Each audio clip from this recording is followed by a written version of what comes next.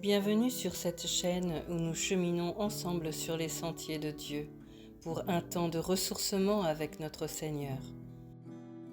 Après une courte prière, installée au calme, laissez-vous guider par l'écoute de la lecture du jour, puis par un partage méditatif qui vous rapprochera toujours plus de notre Seigneur.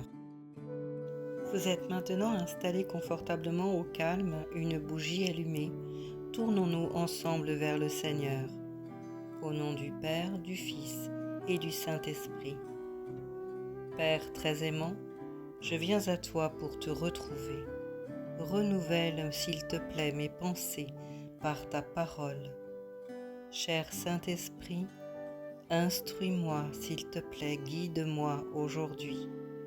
Seigneur Jésus, accorde-moi de ressentir en ces temps de ressourcement ta présence, ta paix et ton réconfort. Au nom de Jésus. Amen.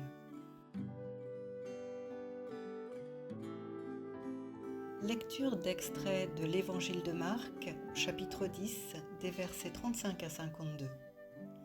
En ce temps-là, Jacques et Jean, les fils de Zébédée, s'approchent de Jésus et lui disent : « Maître, ce que nous allons te demander, nous voudrions que tu le fasses pour nous. » Il leur dit : « Que voulez-vous que je fasse pour vous ?»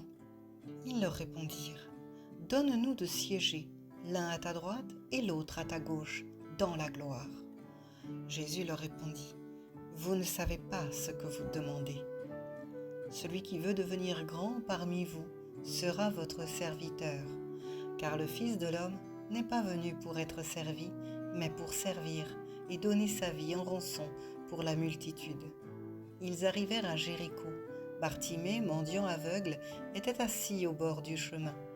Il entendit que c'était Jésus de Nazareth et se mit à crier : « Fils de David, Jésus, aie pitié de moi !»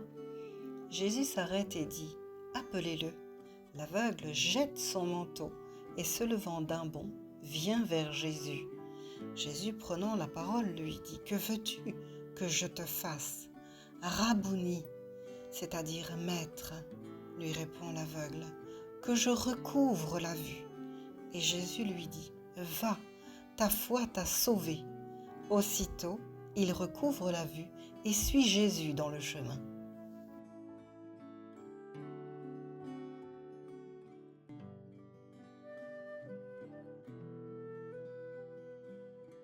La rencontre entre Bartimée et Jésus va changer définitivement le cours de la vie de cet aveugle, car il va recouvrer la vue. Il a guetté Jésus, crié à lui et demandé de recouvrer la vue. Jésus exauce sa demande en lui précisant que c'est sa foi qui l'a sauvé. Jean 14,13 nous dit : « Tout ce que vous demanderez en mon nom, dit Jésus, je le ferai, afin que le Père soit glorifié dans le Fils. » Ce qui a touché le cœur de Jésus, c'est la foi de Bartimée. Jésus est toujours touché par notre foi en lui. Alors, quel que soit ton rêve, ton souhait, ta prière, demande par la foi à ton Maître, à ton Rabouni, car il est un Père qui t'aime et veut te faire plaisir avant tout. La marche dans la prière avec Jésus est très surprenante.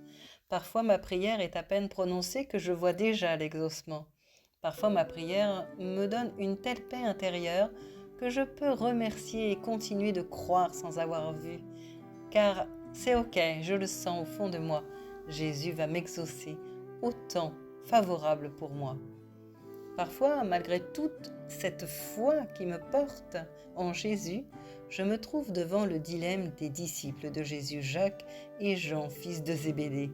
Je me tiens dans la présence de Jésus et je lui dis aussi : « Maître, ce que je vais te demander, je voudrais tant que tu le fasses pour moi. » Je sais que mon Jésus écoute et qu'il me dit : « Que veux-tu que je fasse pour toi ?» À certaines de mes prières, je comprends que Jésus me répond : « Tu ne sais pas ce que tu me demandes. » Même si j'insiste, parce que Dieu veut le meilleur pour moi, non, je n'obtiendrai pas ce que j'ai demandé. Pourtant, dans le cas de Jacques et Jean, on observe que Jésus ne change pas de sujet pour autant. il part de leur demande, être assis l'un à sa droite, l'autre à sa gauche, dans la gloire, en vue de la puissance et de la grandeur. Pour leur parler de la vraie grandeur, celle de servir son prochain, pas obtenir la gloire des hommes que se sont imaginés ces deux disciples. Pourtant, de cette demande, Jésus leur réserve une surprise, car la face cachée de cette prière à Jésus, c'est de demeurer dans le ciel près de lui. Et ça, Jésus l'exaucera pour deux raisons. D'abord, ce qui importe le plus pour Dieu, c'est de tisser un lien d'amour avec chacun de nous. Si ses amis souhaitent être près de lui, il va l'exaucer. La deuxième raison, c'est que cette demande est décrite dans Éphésiens 2, versets 4 à 6, qui nous dit « Mais Dieu, qui est riche en miséricorde, à cause du grand amour dont il nous a aimés, nous qui étions morts par nos offenses, nous a rendus à la vie avec Christ. Il nous a ressuscités ensemble et nous a fait asseoir ensemble dans les lieux célestes en Jésus-Christ. » On ne sait pas où sont assis dans la gloire à venir pour nous. Jacques et Jean qui ont rejoint Jésus, eux, dans la gloire. Mais ils sont bien assis ensemble avec Jésus. Parfois, nous ne savons pas demander, ou même nous ne savons pas ce que nous demandons. Ce que cela impliquerait si Dieu nous exauçait, s'il réalisait trait pour trait notre prière. Mais n'hésitons quand même pas à lui demander. Car si ton cœur lui exprime tes rêves les plus fous pour que Jésus les exauce, garde la foi en lui. Dieu est capable de partir à l'aventure avec toi, de ton rêve, de ta demande, pour faire naître dans tous les cas un projet qui te dépasse sûrement aujourd'hui, une grâce que Dieu a en réserve pour toi, une surprise, car Dieu aime nous surprendre dans son amour. Quand j'ai rencontré Jésus, j'avais une entreprise d'organisation de spectacles. Mon rêve, c'était de la transformer au bénéfice d'artistes chrétiens qui composeraient et chanteraient leur foi en Jésus en spectacle. Malgré ma licence de spectacle en poche, contre toute attente, le Seigneur a fermé toutes les portes devant moi. Il avait un autre plan pour ma vie. Le lien d'amour et d'intimité que nous avons tissé ensemble devait passer par cette étape. Alors que j'étais seulement chanteuse-interprète, il m'a donné le goût de jouer des instruments, la guitare, le piano, la flûte. Et au fil des années, Jésus m'a transformée, attirée à lui dans l'adoration pour le louer et composer des chants de louange et d'évangélisation pour lui. Et je suis heureuse qu'il ne m'ait pas exaucée dans cette vie trépidante à 100 à l'heure au service d'autres auteurs, compositeurs, interprètes dans l'organisation des spectacles, mais qu'il m'ait permis de devenir moi-même auteure, compositrice. Dieu sait véritablement ce qui est le meilleur pour nous.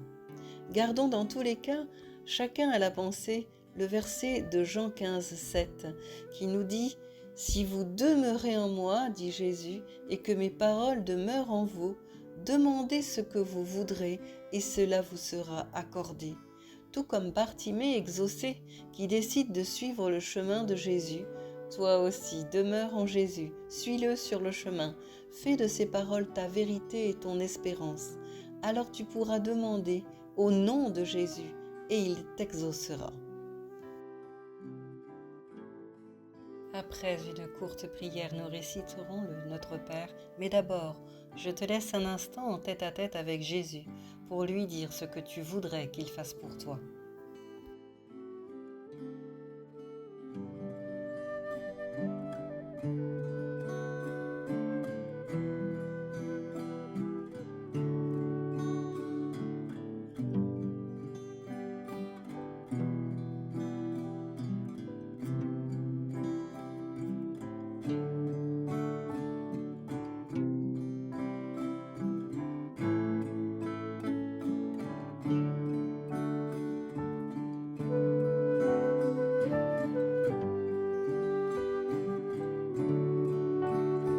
Prions ensemble. Seigneur, tu connais maintenant ce que je voudrais que tu fasses pour moi. Par la foi, je te remercie par avance de m'exaucer. Dans tous les cas, attire-moi à toi, Seigneur Jésus, pour le meilleur pour nous deux. Je veux demeurer en toi, te suivre sur le chemin, écouter ta voix et tes paroles en vérité, pour qu'elles nourrissent toujours ma foi et mon espérance en toi. Au nom de Jésus. Amen. Notre Père qui es aux cieux, que ton nom soit sanctifié, que ton règne vienne, que ta volonté soit faite sur la terre comme au ciel. Donne-nous aujourd'hui notre pain de ce jour. Pardonne-nous nos offenses, comme nous pardonnons aussi à ceux qui nous ont offensés. Ne nous laisse pas entrer en tentation, mais délivre-nous du mal, car c'est à toi qu'appartiennent le règne, la puissance et la gloire, pour les siècles des siècles. Amen.